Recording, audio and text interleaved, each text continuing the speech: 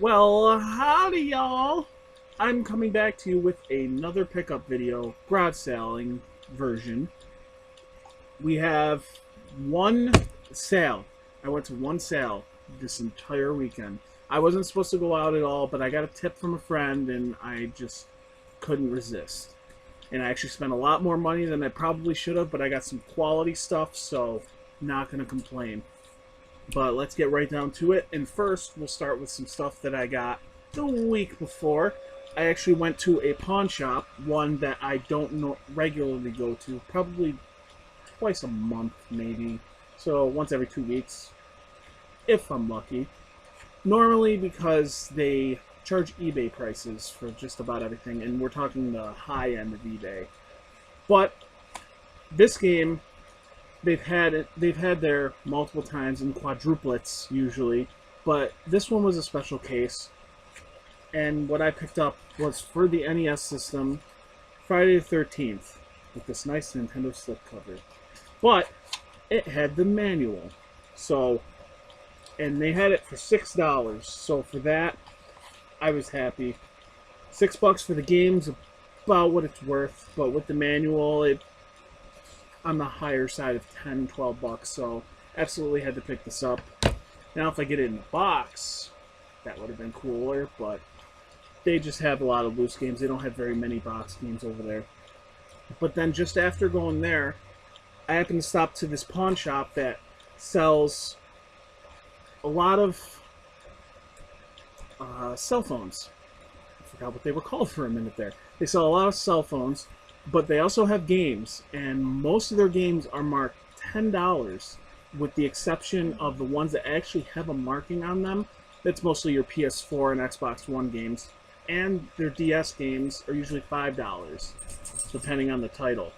But most of their stuff is 10 bucks even. And this one, especially for this console, is definitely worth more. So I had to pick it up. I've been looking for this game for a good price and waiting for it for the longest time. That is South Park: Stick of Truth for the PS3. It is not complete. There's usually some sort of, it's not a manual per se, but there is like a instruction little pamphlet in the PS3 games nowadays. And it's also a little bit water damage. I don't know if you can tell, but it's a little water damage. But for $10, where I normally don't see this game, for the PS3 specifically, going for less than $25. It's usually like $30, $35 to pick this game up around here. But that is the phone that I don't need to hear. The rest of this stuff is all at this garage sale. This guy apparently has a wife and a kid and just can't have all the games that he has now, so he was actually basically liquidating his collection. So I thought that was really, really cool, and I got some really nice stuff here. Most of it I actually will not be keeping. This is all just stuff because it was such a good deal. I went and picked it up. So, and as you probably won't see this video for a while, but there are conventions coming up, and I'm going to take some of this stuff to conventions and use it for trade bait. I mean, why not? So, without further dudes and dudettes, let's get to the pickups. And I really wouldn't even know where to start. There's everything from retro to not so retro. Let's start with, for some reason I thought I had more readings in here, but anyway, we're going to start with the random titles. I guess we'll start with this Nintendo 64 title. This one's actually not in my collection, but I'm not sure if I'm going to hold on to this one. We'll see. I probably will end up holding on to it because I obviously don't have it. That's Resident Evil 2 for the Nintendo 64. It's not in bad shape. It's a little dusty, but nothing Magic Eraser won't fix. We got a random... We got 2 DS games. We'll go to those next. One's in a blank case like this, and the other is not. The one that is not, and one I'm actually definitely going to keep, because I heard the series was a lot of fun, and this is Ace Attorney Apollo Justice. I popped this in. It's actually a lot of fun to play.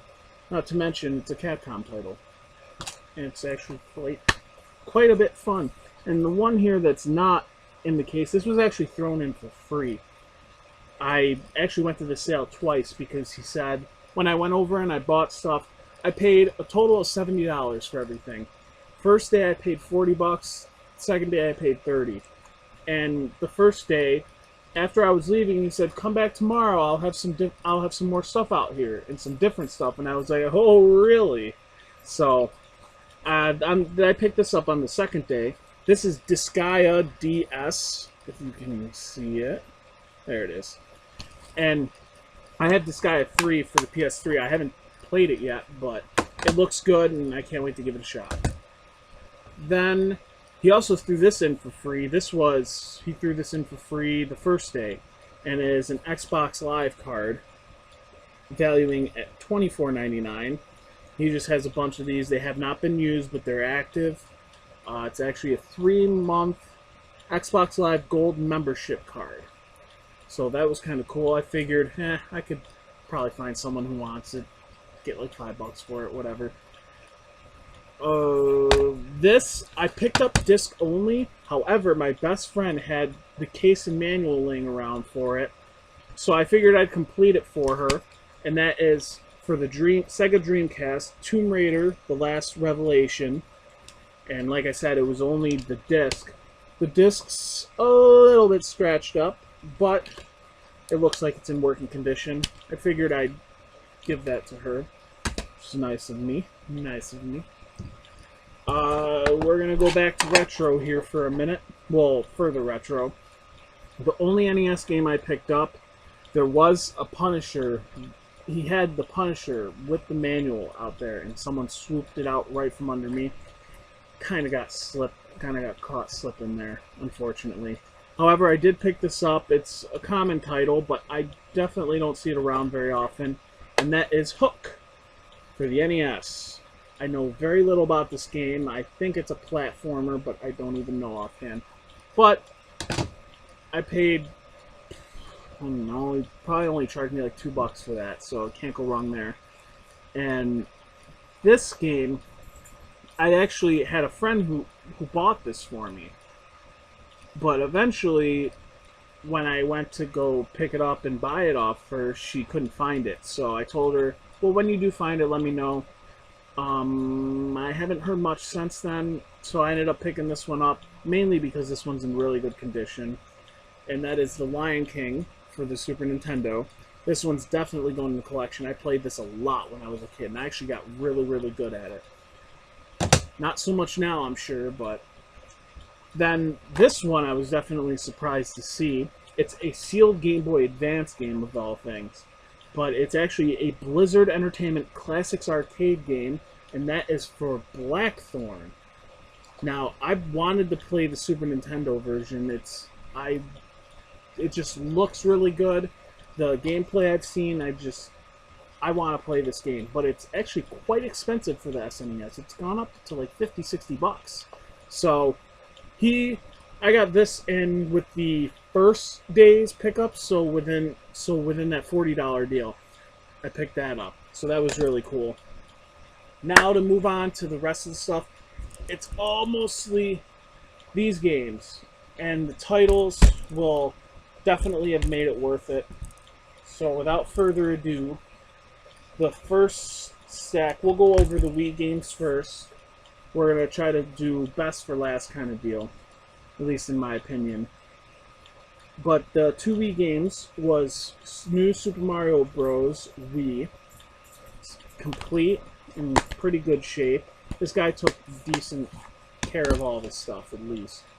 And then we got a little bit markered and blockbuster quality guaranteed pre-owned sticker for Super Mario Galaxy 2. Also complete, in decent shape. Manual's got a scratch on it somewhere. Or no, I'm sorry, the bottom of the manual. Actually, the manual itself has seen much better days. But it is complete. I feel like I'm not going to be able to get this in here now. That's good. So yes, complete. Then, we move on to 4 really good GameCube titles. I was very happy to see these in here. This is the best 2 for last here.